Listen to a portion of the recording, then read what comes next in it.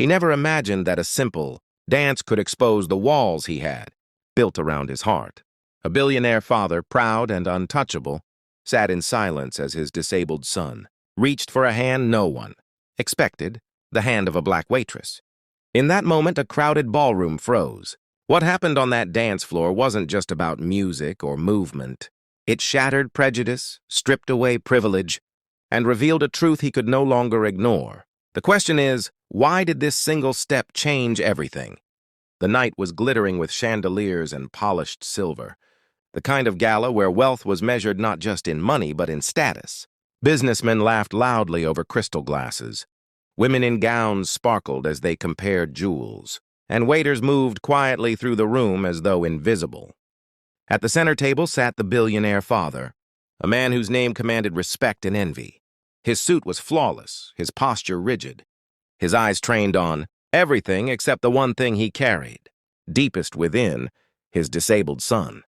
The boy sat beside him, wheelchair-bound, quiet but restless.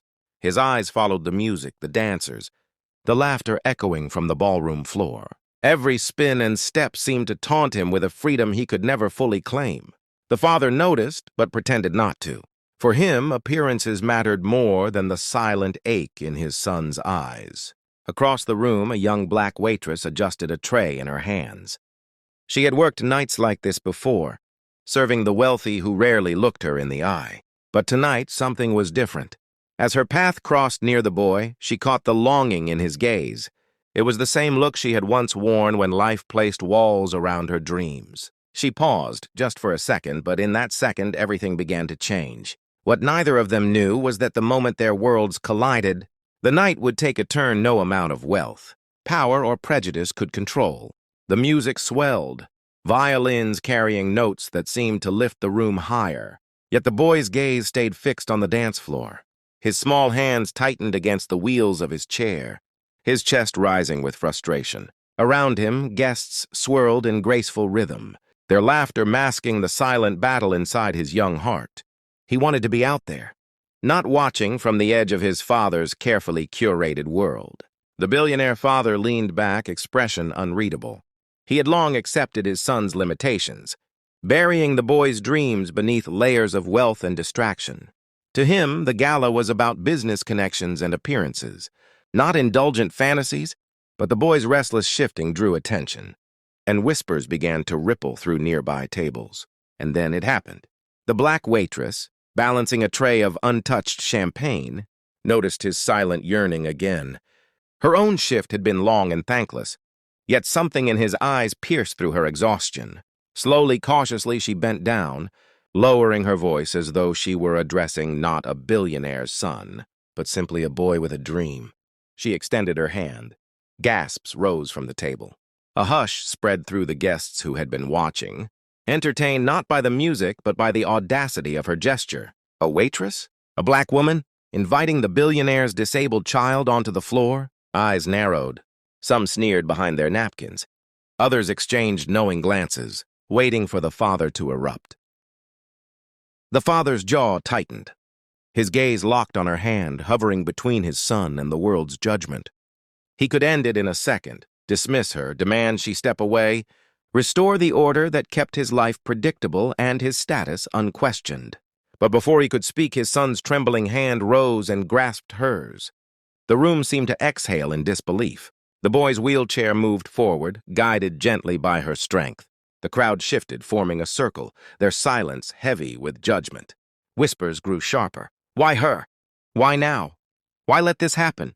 For the waitress, each step onto the dance floor carried weight beyond her own.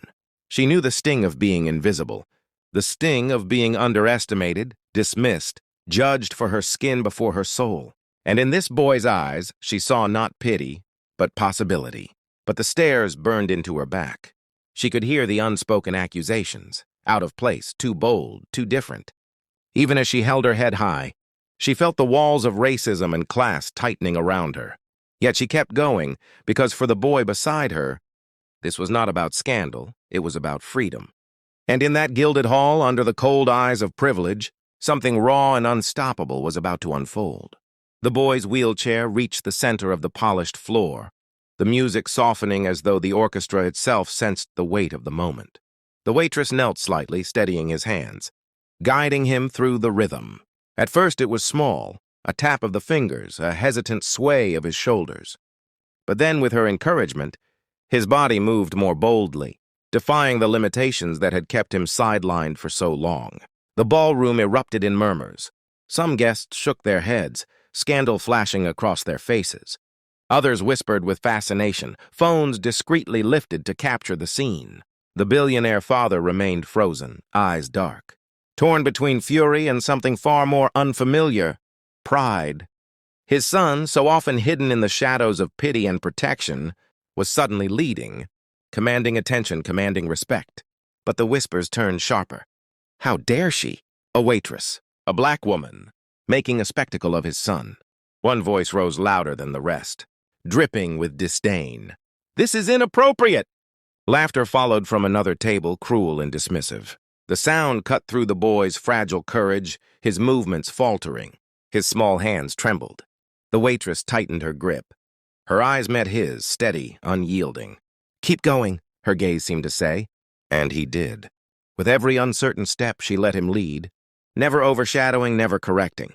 For the first time in his life, the boy wasn't being helped, he was being allowed to shine.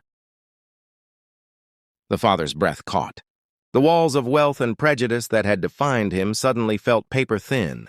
In the hush that followed, it wasn't the gasps or the judgment that mattered. It was the sight of his son's joy, unfiltered, radiant, undeniable. And as the boy spun his chair with one final, trembling flourish, the room stood still. The silence was no longer scorn, it was awe.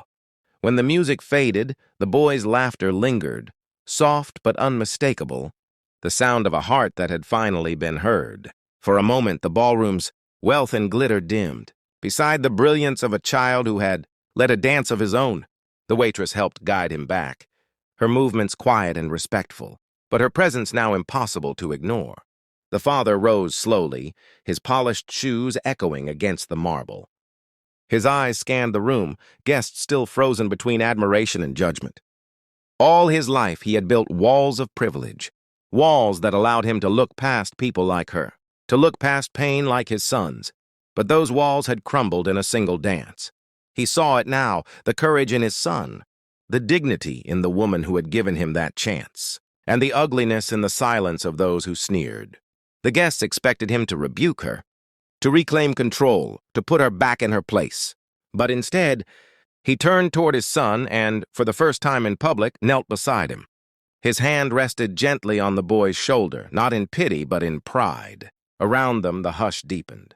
The message was unmistakable. The waitress slipped quietly back into the crowd, but her impact remained etched in every corner of that room. She hadn't just given a boy a dance, she had forced the world to see him, and forced his father to see himself. That night would be remembered not for the deals made or the fortunes flaunted, but for the truth revealed on a polished ballroom floor, that dignity knows no rank, that courage can come from the most unexpected hands, and that racism only thrives where humanity is ignored.